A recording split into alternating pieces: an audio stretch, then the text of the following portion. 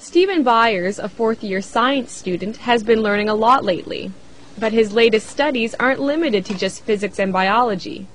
Byers is learning about Islam, a religion he's recently embraced. Like a brief illustrated guide to understanding Islam. About 5 years ago, Byers couldn't have pinpointed what belief system he followed.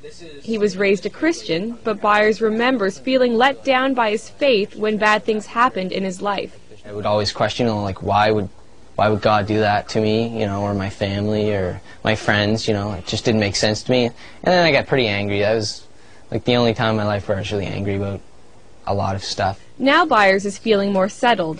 This past spring, he was encouraged by some friends to learn more about Islam. What he found was a belief system that, he says, was a perfect match for his logical mind.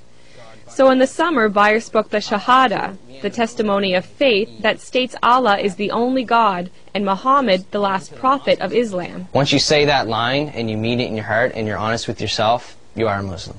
It says, say there is no God but God. Abdul Haq Hamza says one reason why people gravitate to Islam is because there's something missing in their lives they want to fill.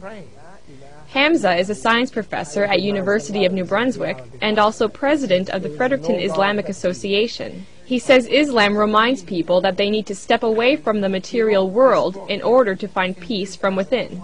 Because Islam tells you have to pray 5 times a day. So you have to disconnect yourself from that growing and fast-pacing life.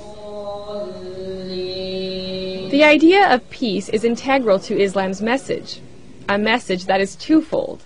First, a Muslim is called to submit to God, and then through that submission comes peace.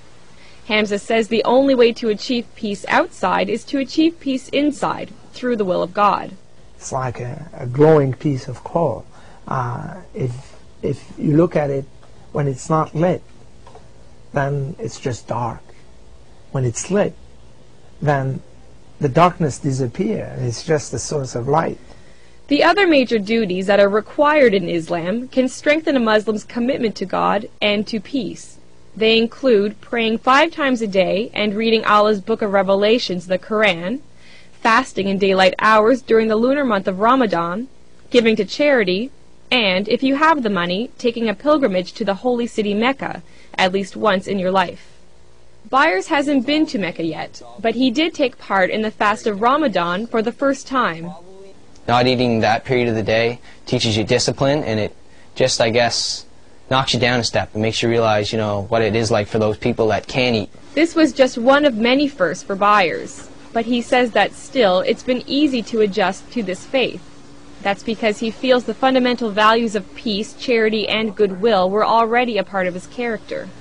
So just coming into it, I guess, would be just changing from the way I was to knowing that's how I was. Maybe it was more of a coming to understand the way I am.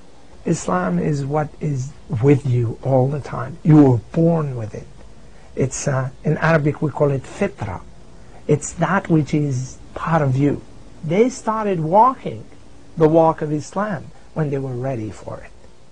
Byers says it's important for people to learn a bit about Islam, even if it's nothing more than to clear away misconceptions that peg Islam as a religion of terror. Byers says if people incorporate the goals and aims of Islam into their lives, like him, they might find some peace they didn't even know they were searching for. Sarah Trainer, CBC News, Fredericton.